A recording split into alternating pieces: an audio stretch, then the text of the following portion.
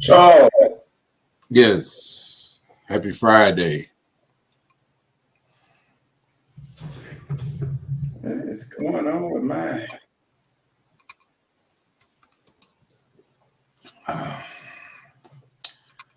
Leslie is the voice in the machine today. Yeah, it's been going on all day. Let me switch. Hold on. Yeah. So how's everybody doing today? While he gets himself together. Yeah, that's not it. No.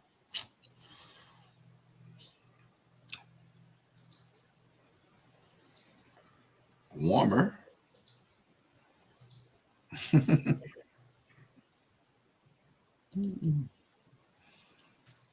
So why are you getting that together? I see Jackson State is playing in the Southern Heritage Classic one more time.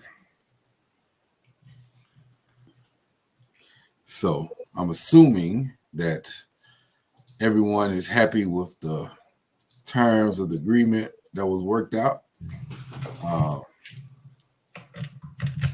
Jackson State used this leverage to get what it wants. City of Memphis gets what it wants. I'm not sure Tennessee State got what they wanted. I don't know.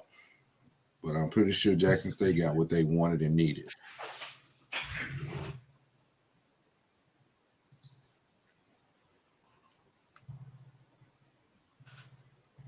Another quick newsworthy note.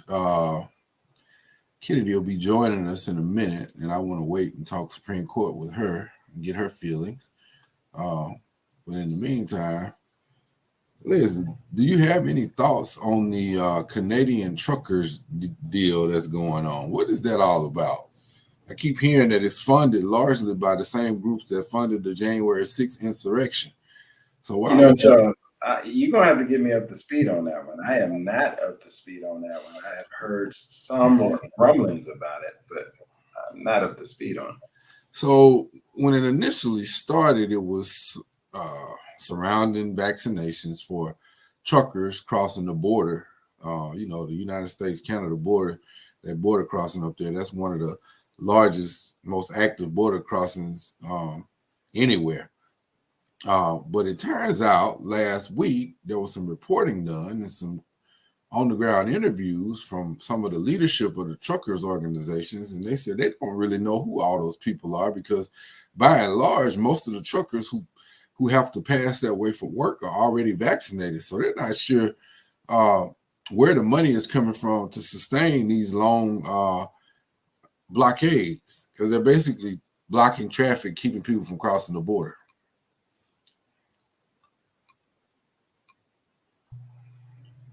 Interesting.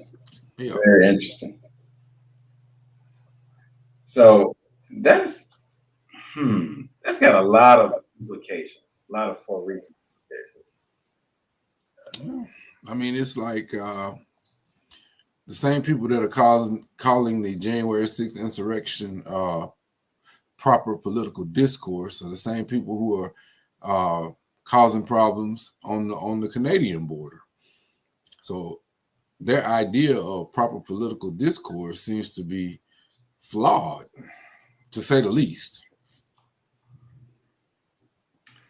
I would agree with that, and I think it's always going to be flawed to some degree. It's driving me crazy. I can't get my camera going here. Yeah, I mean, we're really enjoying seeing you pretend to be in witness protection. So, we'll keep it going. But yeah, I found that interesting for multiple reasons, but it seems like they have gone from being a party with legitimate disagreements to now just grievance politics. And I think a lot of that same vein can be seen in a lot of the stuff that they're doing. We touched on critical race theory, but checking teachers' lessons plans and trying to determine what's being taught. Sounds like that's a recipe for homeschool. If you don't want your child to be exposed to varying viewpoints, you need to homeschool. Sounds like to me. But what do I know? I don't know. I look at it like this.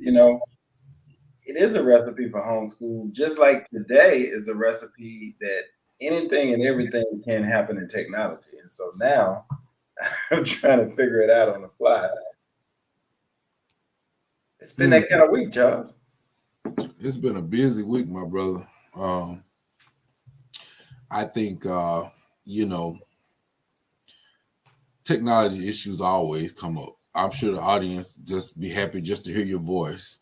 Your eloquence is unmatched. Oh yeah, keep feeding me that.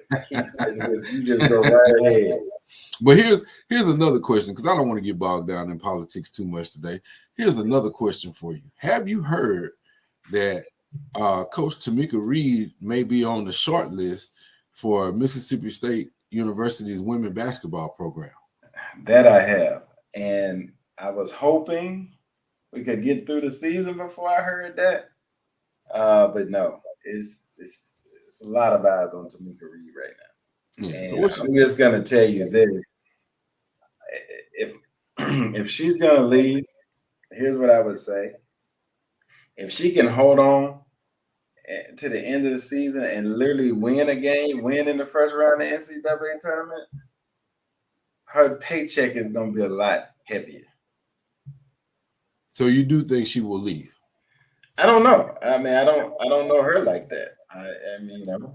But here's what I know: most competitive people I know want the next challenge. I don't know if she's accomplished all what she wanted to accomplish at J State before leaving. I don't know what her priorities are. So only Tamika Reed can speak for Tamika Reed. But I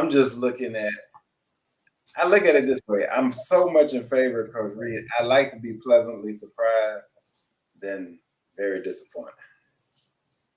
Well, I don't know that I would be disappointed. I mean, because she has put that program in an excellent position for success. And I think she could take it on to another level. But even if she does decide to move on to the SEC, which I think is the type of job that may interest her, especially in state, because she's shown an ability to recruit at a high level in the state of Mississippi. No doubt that she has. And so what I'm going to do, Charles, is I will be back, carry the show. I'm going to fix this camera. I think I got it fixed, but I need to go out and come back in so that I can actually see the audience and interact. But I do want to come in more on Coach Reed. Sure. I'm going to talk about the SEC just a little bit while you're doing it, because a report came out on yesterday analyzing the funds that the SEC is splitting between member schools. This past year's payout is $777 million, and they also received some COVID relief funds. So over the last 3 years, they probably distributed close to $3 billion.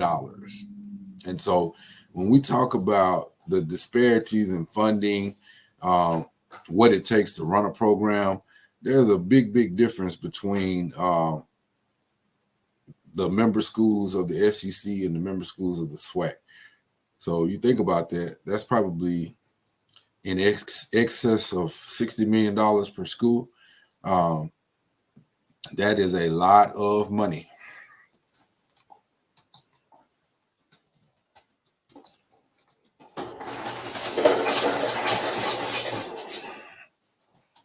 Yeah. So, and their revenue is up 18%. I'm looking at Alabama.com and their news feed, and 14 member institutions that worked out to an average of $54.6 million per school.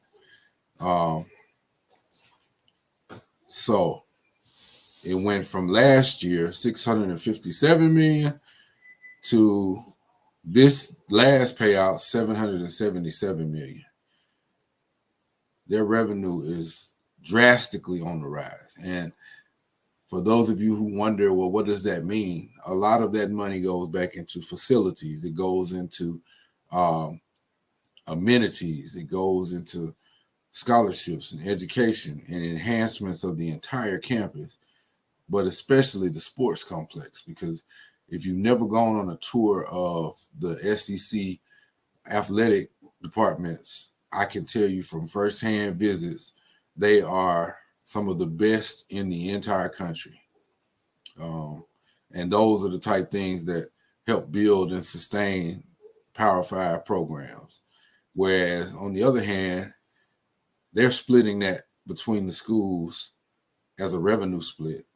And if you look at the budget of a Jackson State football, 3.2, $3.3 million, and you wonder why we have to renegotiate some of our deals because that's the only way we can grow. It doesn't make sense to play games that don't fit um, a money making schedule that's going to enhance the athletic department and the university's bottom line. And so that's just some perspective on that. Um, while we get all our technical issues worked out, I think Coach Prime and his son Shadur are going to be on the big screen this weekend with a Super Bowl commercial. And that should be quite interesting.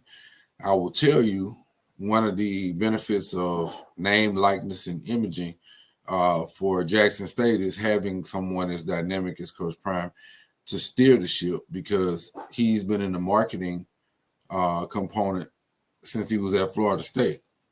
If you watched any of his 30 for 30 that's on Disney Plus, he talks about his two personas, Deion Sanders for baseball and Prime Time for football, and what those meant as far as marketing opportunities with Nike and other sponsors, and how that benefited his career. And so you fast forward from there to 2022, he's not a new face on the scene when it comes to marketing. Everybody knows him as one of the greatest football players to ever play, but he's proven himself to be a master marketer, and he's helped tremendously work through the university resources to expand the reach of Jackson State as a brand. And so that ties back into getting more revenue into the university. Um, so that's all positives, all positives. Well, hello. Well, hello, Kennedy. How are you? I'm good. How are you? I'm great. I'm sitting here just talking, talking to space. Leslie has some technical issues, so I figured I'd just keep talking. So I was talking about Coach Prime and his marketing ability and what that means for building the Jackson State brand. And right before that, we were talking about, I was talking about the differences in revenue because the SEC just announced their new revenue split, and each school is getting about. I just told the audience about it, but I'll tell you because I'm sure you're starting to get an interest in this. So Yeah. last year, the total revenue was 657 million, and it was split on an average of $45.5 million between each 14 member institutions. This year, it has gone up roughly 18-20% to 777 million, and they're splitting 54.6 million per school. So you put that in perspective, that's just their revenue split. They got television and everything else wrapped up. That makes a huge benefit to the member institutions when they work out budgets and funding for the upcoming fiscal year. And so much money they can put into enhancing and building on what they already have. And so they've been doing that for many, many years as far as their revenue splits. It's only going to keep going up as ad costs go up. And Yeah. so, And since you're talking about revenue split, I don't know if you heard, of but course, I heard. today I Fill us wonder what in. the revenue state. I mean, the revenue split is now since the classic will be scheduled. We're going to be playing the classic this fall. It's going to go as planned. So I actually wonder how that new revenue split is going to go between the schools. It's really interesting. Well, that's what you call using leverage. Yes. And also, I think really the public bullied them enough. No I'm kidding. Nah, that was about the money. No, yes. But since we also want to talk about revenue, I don't know, Dr. Irvin, I wanted to ask you, is this something that's been new to Jackson or is it kind of reoccurring? But the Jackson Fest It's is new. actually, it is new. Okay, great. Yeah, it's a 'Cause rebranding. We had different city branded events over the years, okay. but this is a new name and probably a new formatting. And I saw some new blood in the leadership committee, so I'm interested to see what's going to happen with it. Same, because I was asking some of my Jackson friends, I was like, is this kind of new? And they're saying it's really not new. It's just like what you said, a new name to it with the Jackson Fest. But Hmm. some of the artists, if I'm not mistaken, I'm pulling it up on my phone because I saved the flyer I saw while I was on Instagram.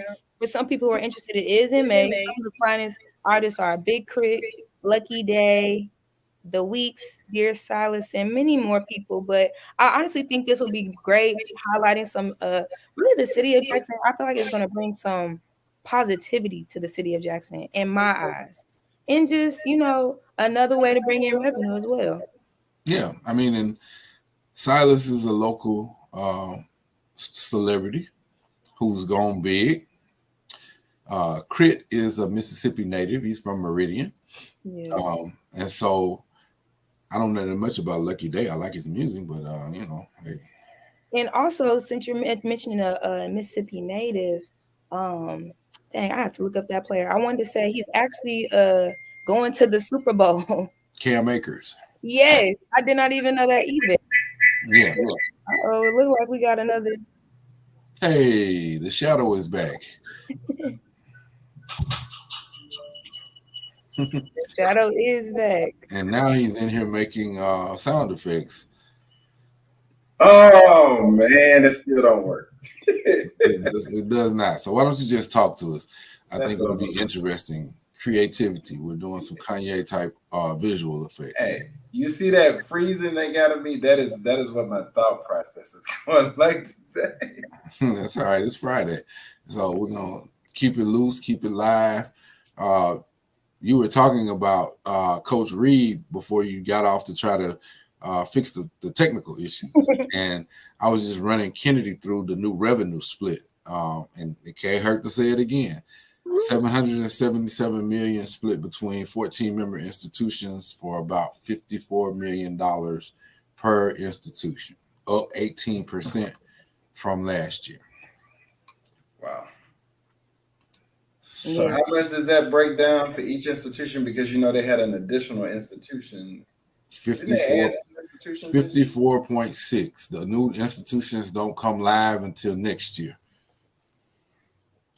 Either next year or 2025. You're talking about Texas and So let me magnify this a bit, right? So I want to show people the income disparity in real numbers.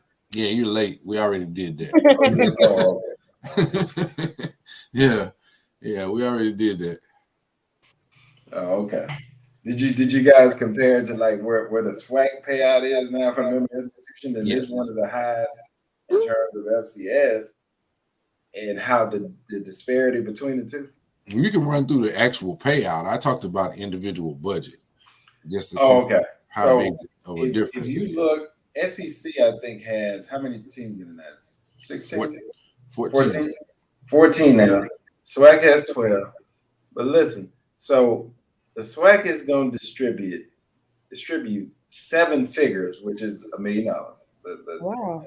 Clear, it's only like a little over $1 million to his member 12 institutions. The SEC is going to distribute. Did you say 771 million and some change? Yes. 54 million per school. So Easy. when you break down Kennedy, so let's be optimistic and say the SWAC is going to distribute which I know it's not. Let's just say 1.5 million. And they're going to distribute that to the 12 member schools. That's about 125,000 per school. Okay. 54 million, 125,000. A very noticeable difference in that. That's beyond noticeable. Right. That's like fine dining and wish sandwiches. Like, I mean, not fast food. Wish sandwiches where you wish you had some meat in it. That's the disparity of that. So we're talking about monster disparity there. And so I think it's important to bring that to mind because sometimes I will hear a patron saying, "Well, why come the swag or why come Jackson State don't do this like the SEC?"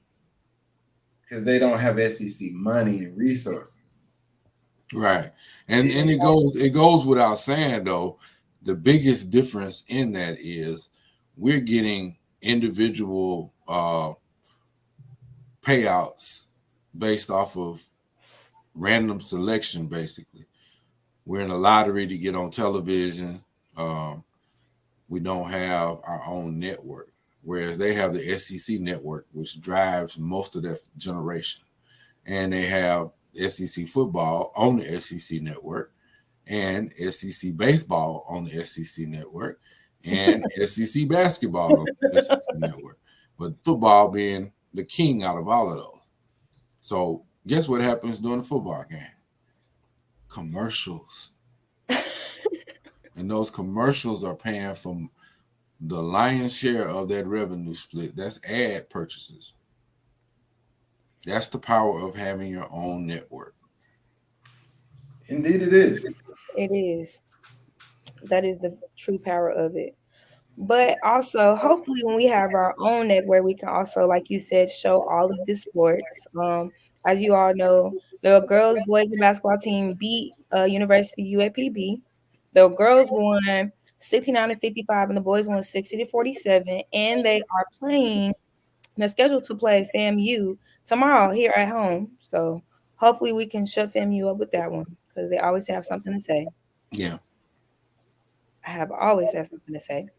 But since we're going to lead into the show, I don't really know. I wanted to post this out for some of our viewers just in case they're living in Rankin County. But at this point, it's alarming to me. I don't know if it's the state of Mississippi, if it's northern Mississippi, I don't know what it is. But Rankin County, at least 500 customers in Rankin County on the side of the Ross Barnett Reservoir are under the boil water notice as well. Yeah. Yeah. I mean, that's a different issue than the one we've been discussing with Jackson, but that's not a Mississippi issue anymore, Kennedy. That's a United States issue because our physical plants are old, and so when you have old water treatment facilities, when you have old pipes underground, when you have all these different things, your sanitation. Lagoons, the equipment there is out. All those things affect quality of life. Very true. But so do the water systems not correlate at all between Jackson and Rankin County at all? Not really. But it's just it's not a similar issue either. I don't know what their issue is, but they issue so boil water notices go out when there's an interruption or there's low pressure, because when there's low pressure, there could be sediment, meaning different silts and chemicals settling in the pipes, and so they give you a boil water notice to make sure that the water is in drinking form and safe to drink. Okay. Because they also mentioned in the article they just said it was a low water pressure, but they didn't really mention any actual issues, and it's just alarming because it's like, man, when are these? Well, low water pressure, I can tell you from having served in city government. Low water pressure can happen at any time. It could be that someone who was actually at the treatment facility put a little bit too much of one water treatment chemical or something in there, and they slowed it down so they could get it balanced back up. It could be that there was a blown fuse and something is not working and they got to do a quick repair. The boil water notice is for the end result, meaning that there's still water coming out and it's probably a good amount, but the water pressure on the other end where they're treating is not quite where it needs to be. Okay. All right. Understandable. Understandable. I do like that. Also in other news in Mississippi as well, former Laurel, uh, Laurel, Laurel, Laurel. I'm trying to Laurel because some of my classmates said completely different. yeah. Most people from there say Laurel. Yeah, Laurel. Uh, it's Laurel, Mississippi. Laurel, Mississippi, but an officer was actually found guilty for beating a black man in 2018. So, according to Jasper County Circuit Clerk, um, Bryce Gilbert was convicted of one count of aggravated assault, and also this happened in 2018, and it was Officer Gilbert and Chris Ray Robertson. They were accused of beating the black man named James Barnett.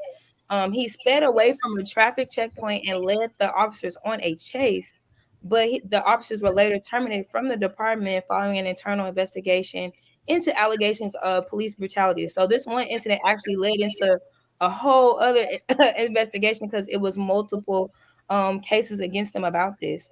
So I Mm-hmm. feel like this was at least a step forward. But I wanted to show this because it also just informs the audience on how I guess you could tedious the process can be at times because it's 4 years later and it's still an issue.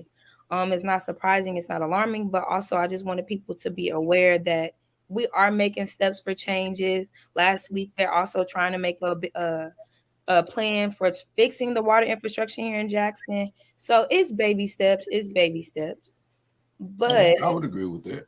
yes, it is definitely baby steps. And then do you feel like as time has passed, do you see as a Mississippi native in a well, you're not really Hinds County, but you lived in Jackson for a while. Have you seen actually any changes you feel as though, Dr. Irvin? I'm still a Hinds County native. I've lived all over Hinds County. Uh, have I seen changes? Do you feel as So though? I've been here long enough to see the negative changes. Jackson used to be a very, very vibrant city, but the Mm, population has dwindled. Um, the amenities have dwindled, and so we got a lot of work to do. I think mm, the spirit of Jackson is what you all get to experience. That spirit is everlasting. I mean, it's a very unique place with its own vibe and energy. And with the resurgence of the football team, y'all get to experience some of that positive vibe. But as far as a city in decline, I see a lot of that. And I wonder constantly how we work to find ways to navigate our way back into prominence because it has geographic relevance, it has historical relevance, it has cultural relevance, it has educational relevance, um, and it's a city with dynamics if tapped into has great potential. But how do we execute on that potential? wow. Very true. And that is I do completely agree. I do feel as though that is where we're at in a standstill when it comes to executing that potential, but figuring out ways to progress. Also, I meant to put this in the show, but I recently just found this out because it's just happened. Like not too long, like literally within 24 hours. So, Dr. Irvin, is this? I guess it is legal. At the same time, I want to know your professional opinion on. Do you feel like this is, like you just said, executing the potential? So Mhm. recently, Jackson police officer, well, the police department just said that if you are driving without a license and or insurance, then you will be arrested and your car will be towed. Now, how is this progressive or any way at all, or executing the potential of the city? Mm, it is a public safety concern. It just seems a tad bit off key because that means with the level of violent crimes in Jackson, you're diverting a lot of police resources to offenses that otherwise would be handled by a civil citation or a ticket. I do get that, but okay, Dr. Irvin, does this not give like overpopulation of prisons almost at, So here's the thing about that. They're saying they're going to arrest. They didn't say they were going to keep you. okay. The problem is the the diverting of manpower because you need to handle these violent crimes instead of worrying about whether or not somebody's driving with insurance. You need to do both, but Exactly. not to the level of arresting people for that. That's what I was trying to figure out, because it just seemed like, okay, is this making any sort of progress? Like, it's just Yeah, what. but it's making progress on the wrong thing. I mean, somebody driving without a license. Now, had they said we're cracking down on drunk driving or Exactly. intoxicated driving or reckless driving, where somebody is doing, when they had this whole thing over the summer where those kids were jamming up the interstates, drag racing, that type Yeah. thing. Okay, that's something totally different. But just the mere fact that you're driving without insurance, and I'm not condoning it. What I'm saying is there is an overriding issue of aggravated assaults, murder, drug trafficking, those types of things that need a lot of attention. And then you choose to focus on Exactly. drivers without insurance. And it just, like I said, this is really like fairly new, like less than 48 hours, really. I just found this out yesterday. But one of the students, just happened, our JSU student, she just said whatever that they're not playing about that. It was a roadblock on Fortification Street earlier this morning, and two cars were being towed, and they were being arrested. Hopefully Jackson police. This is my thing. Hopefully, in all honesty, I want Jackson Police Department to rekindle some type of trust within the community, but also make positive efforts in change. I think a lot of time from the outside looking in, because I'm really not a Mississippi native, people don't really take their authority seriously. And that's also possibly due to lack of resources and lack of funding police officers, really, because they don't get paid enough. So it's not a lot of police officers to begin with. But it's also, when I say not trusting them, because it seems as though the department focuses on everything but what is actually happening, which is the crime rate. Right.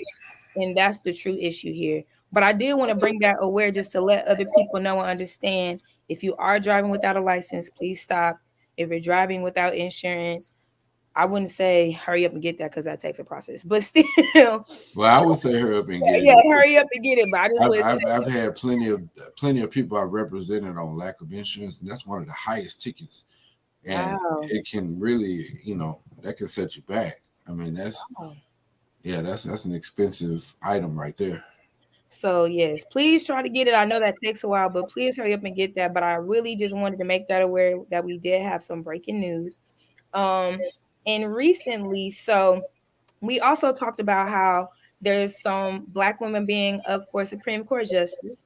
I recently spoke in an interview with WLBT this past week with a few of my peers, with Roger Talley as well, and another. Is that a light flex? Is that what I'm hearing? I was leading into it. Okay. Well, go ahead, then. Let them know. With another student of mine called Alexandria. But it's also showing. So this is where I actually wanted to ask you this, Dr. Irvin, for, I guess, clarification, because I'm trying to figure out, how does the majority use a program that they implemented and try to reverse it and say it's the minority's fault, if that makes sense. So in the article, other Republican governors and senators, such like Ted Cruz, Mitt Romney, have made statements on basically saying that this Biden's as he's on a campaign to have a Black woman as Supreme Court justice, is disheartened by the talk of some corners about the appointment amounting to affirmative action. And some remarks from Ted Cruz, and my apologies, I said Mitt Romney, but Roger Wicker of Mississippi, who have sought to diminish the appointment as an example of affirmative action that disadvantages white people. So how is it that they created a program for this, but now it's almost like they're trying to use it as reverse racism, but is this not what they, like, I'm trying to get a better understanding, like, is this not what they as one of my students, I'm going to ask you to think about what you just said. That has absolutely nothing to do with affirmative action. And that's what I'm just trying to think. But it really does sound good, and it makes you question and think about and talk about affirmative action, which they won't done away with, because their whole premise is Black people are not good enough for these positions. And I told you on the other day the absurd number of white male justices there have been. The overwhelming majority of Supreme Court justices have been white and male. Yeah, very true. So now that you may be getting a black female who, just by the mere fact that she's a black female and has gotten to this level in the legal profession, she's going to be highly qualified and decorated and be able to think through all of the issues that relate to how the Constitution should be read and interpreted. So that is one of those genius Republican talking points that gets you focused on the wrong thing. I think, yes, as you did state that in a past show about is how they catch the audience eye on certain. What did you repeat? I can't figure out what you said. They get you thinking about catchphrases. And when you're thinking about catchphrases, you're missing the fact that, hey, wait a minute. How many white, somebody needs to just go ask them, how many white male Supreme Court justices have there been? How many white female? Not many. How many Latinx? Not many. How many black? Not many. 2 black males and 0 black females. Thurgood Marshall. And the other man. Yeah. So, yeah. That's all I'll say about that. Well, yes, I did just want to mention now. It's in the middle of February, so we should be hearing about that appointment pretty soon. Hopefully, he'll make some history during Black History Month. And so I just wanted to bring that aware and just let people understand. Also, letting people make sure that you're paying attention to the officials. Midterms is coming up. It's very important to pay attention to your government officials. Just be aware and be alert. So I definitely wanted to make that known. I was hopefully this. I don't think he's still gonna be able to join, but I wanted to give a wrap of a nice little quick summary of our webinar yesterday. If you missed that, we also have firsthand experience, Dr. Irvin here, ladies and gentlemen, if you don't know, and he has said in the past that his credit has improved and is great. So if you missed that, that was something that you definitely didn't want to miss. We gave out a lot of great tips. Definitely, it was very helpful to a lot of people. It was offered that one time for free. So if you missed out, you missed out. It was just it is what it is. If you wasn't able to maybe we can don't tell them that I said this. Maybe we can persuade Leslie into doing another one. Yeah, you persuade Mr. Because I already got on the first time, and that was a little push and pull. Yeah. But make sure that y'all are still paying attention. You can also join our Facebook group towards the end of the show. I'm going to go ahead and copy and paste that link, so you can also get good credit tips that we're going to be passing out. A lot of TikToks if you haven't seen some of the TikToks that I've made. Shout out to you and your creativity and Krishanta. Y'all were extremely funny, especially the one with the scream. I think that was my favorite one. Really? I didn't even know if y'all was going to get it at the time. I was like, I don't really know if they're going to understand this TikTok, because the last time when I showed you the TikTok page, you said, what am I looking at? Yeah. TikTok is not really my my area, but I enjoyed the videos, and I think they serve the purpose of getting people's attention focused on. It seemed like we had a pretty good crowd too. We did. I've heard good things about the information that was gathered. So I think that's all. That's good, because the one thing we want to do is educate. So people will have that advantage when it comes to playing the credit game. Yes, I think a lot of people I don't think they really realize, but I know that I realize, well, maybe I am a little biased, but still, as I've been an intern at your law firm, I think it's very great, and I understand that you all emphasize educating the public on a lot of things, not just law, but credit as well, from your rights. Also, you all are making sure that you're helping, giving back to the community with mentorship, helping young kids. So it's very important that y'all please pay attention. Urban Law isn't just here for legal advice. That's all. Do we Um, have any comments? Can you see if we have any comments? Because Leslie has some technical difficulties, so I'm not sure if we had any or not. yes, Megan, if you're on right now, if you'd like to share your experience in the comment section, that would be very great. I did see Miss McCoy on there as well. We had a great turnout. We had about 16 to 20 people that showed up. So I was very happy about that. Yeah, And he definitely gave out Mr. Peters had a very great show, very informative. He got them in and out. He was not on CPT time. So that's wonderful. that is very wonderful. But if you can, if you are in the comment section, anybody that did attend the webinar, if you wanted to share your experiences. Another thing that I did want to mention, so did you? I have a question. Dr. Mhm. Irvin, do you know who the first black man was to become a lawyer? No, I do not. Ah, I'm glad I got a Black History fact that you don't know. You know, you're a Okay, smart man. But all right, basically, come on with it. John Mercer Langston was the first black man to become a lawyer.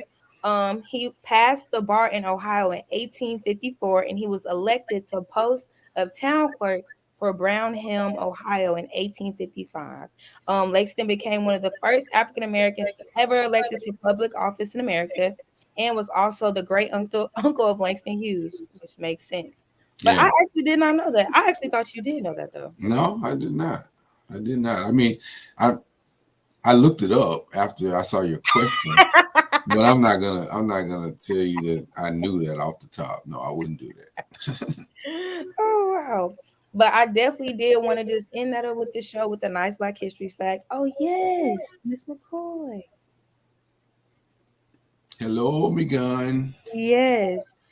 Yes, it was really informative. Already looking forward to sharing with my 17-year-old. Yes, please share with the 17-year-old. That's another thing I failed to mention. It felt great just to see, like when I was going through the member list. I even found some of my classmates, like in my classifications from Hmm. ASU that were in the program. I said, wow, I'm actually doing my job. No. Yeah, that's wonderful. I mean, because here's the thing about the credit game: it is the long game. It follows you for your entire adult life, and just like I shared my information about life throwing things at you, that happens to everybody, whether it's medical, whether it's relationship, whether it's job loss. It could be any number of things. Vehicle loss. You get a vehicle that's in the shop and you can't afford to pay for it any longer. Yeah. Guess what? That's going to affect your credit negatively. So you need to know the ins and outs of it. And then at the next level of when you're establishing credit, knowing when and how to pay your bill to get maximum impact. Those are all things that can be helpful. And the end result is you have the knowledge, and then it creates better buying power. So Yeah. if we can get that all over the community, whether it's black, white, uh, Asian, Latinx, it doesn't matter. Knowing the credit game is what can save you money and make you money over the long term. Yes, very true. I'm glad you great way to mention that. I don't think a lot of people realize that. I know I have, and I have been working on making sure that my credit is right because we are already in the second semester of my junior year. I only have 1 year yet, and I want to make sure I have great credit before I leave, That's so I right. can buy me attainable things like a car and whatnot. Before we do end the show, oh yes, we work to change your behavior, which changes your credit for life. So please make sure, like I said, I am going to drop in the chat.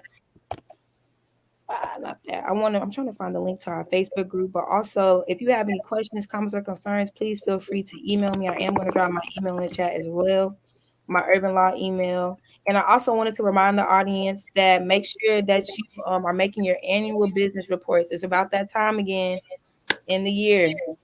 It's always that Yeah. time. So Reports for LLCs and corporations and what have you are due in April. April 15 is the deadline. So don't wait till the last minute. We can help you with that. Dr. Irvin, I'm not gonna lie to you. I'm always, like I said, learning and progressing. Hmm.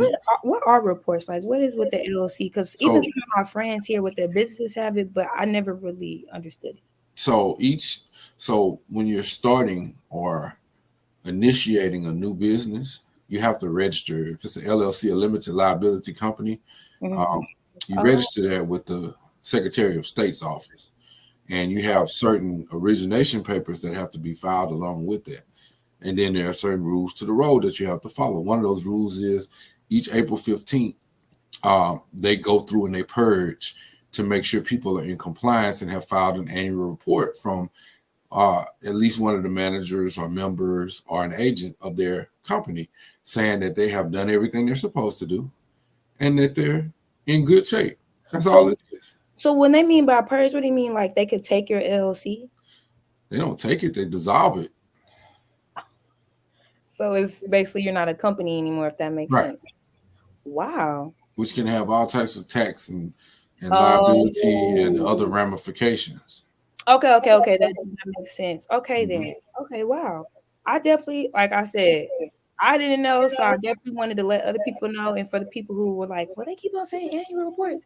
If you have an LLC, you need to make sure that you are. Yeah, it's the same thing. If you have a nonprofit, there are certain reporting features that you need to do every year to make sure that you maintain certain statuses, whether that's as a charity or a foundation or your short form taxes. Get help if you don't know. Like Kennedy said, it's okay if you don't know. Yeah. But you don't need to be in business and mess up and then something happen that affects you and your livelihood, because that, especially if it's an LLC, that LLC is there to give you a layer of protection from liability, because if you don't have it and something happens and someone sues you, they can come after everything you own. Whereas if they sue the LLC, you have protections. The liability is limited to things that are owned within the business. Wow. So there y'all heard it here first. So make sure y'all are starting y'all annual reports now. Also we put in the chat any more information about our credit corner program. I'm also going to put in the chat my email. So if you have any questions about the credit corner program, y'all can definitely email me at kharrison at urbanlaw-.com. Make sure Urban Law. Oh my bad, urban-law.com. I apologize. Yes. That's right. Always there to correct me. Yes. But before we end the show, Dr. Irvin, what are your Super Bowl predictions? That's what I really wanted to end the show on. Well, because I honestly didn't think the Super Bowl, the people in the Super Bowl now, I didn't think they was going to make it. I'm hurt that my Packers lost, though. They did, but we're going to. It's okay. I'm going to pick the Bengals to win. Wow. You think Joe Burrow got it like that? I do. Why do you pick the Bengals? Why don't you pick the Rams? I'm a fan of Joe Burrow. Okay. So we have a prediction, 31-28 Rams. I wouldn't be surprised, but here's the thing. Joe Burrow is one of the coolest cats under pressure. And I just always feel like, yes, it takes a team, but more than likely in the Super Bowl, you got to have that one it factor guy. And Joe Burrow is that times 10. All right. Well, Mr. Peters has the Rams. You have the Bengals. I'm actually going to have the Rams as well. Yep. I feel like, but then again, I wouldn't be surprised. It's kind of, the Bengals are kind of giving the comeback story. They're kind of giving like the KC again. Mm-hmm. I hope that doesn't happen. Yeah. They have a really good feel-good story. They seem like they genuinely love playing together. And you had an LSU connection. When you're in doubt, you had a Joe Burrow to Jamar Chase connection that can cover up a multitude of problems. We'll see about that. Do you have any Valentine's Day plans as well? Because everybody got this Valentine's Day weekend. So no, not particularly. Yeah, good. Make sure y'all say I don't have any either. So I'll be watching the game as well. But I did just want to end the show on a good note with the Super Bowl. Any last words before we go, Dr. Irvin? No, I checked the COVID numbers today, and we had 2,200 new cases. So everybody be safe. Please. And wear your mask. Yes. And sanitize. And shower. And wear your mask and vaccine and get a booster, please. That's and correct. This was the 2,200 new cases in the U.S. or in the state of Mississippi alone? No, it's Mississippi. So that doesn't even make it any better. That's honest. No. It's No, I'm checking my immediate surroundings because I'm not all over the U.S. But I am all over Mississippi, and I want to know what's going on. So yes. But make sure that y'all be safe. Have a great Super Bowl weekend and happy early Valentine's. Bye, y'all.